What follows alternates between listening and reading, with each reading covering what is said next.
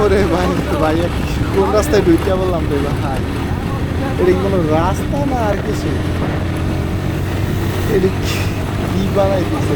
এর আগের বার একবার আসছি, একবার রাস্তার অবস্থা এর সাথে একটু ভালো ছিল, যাই হোক।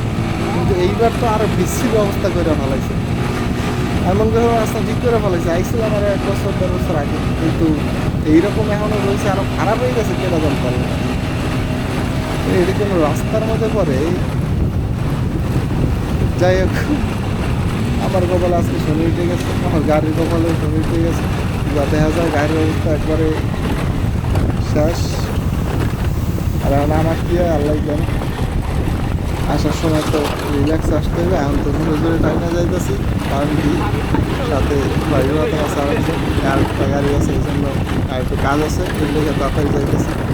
আর যেই আসেন মোটর সাইকেলে কেউ আইসেন না আপাতত 1-2 বছরে। আসলে বাসে বা প্রাইভেটে আইসেন, না হলে পরে আপনার কপালে উঠে যাবে। এখন তো রাস্তা মোটামুটি শীতের সময়, এই জন্য একটু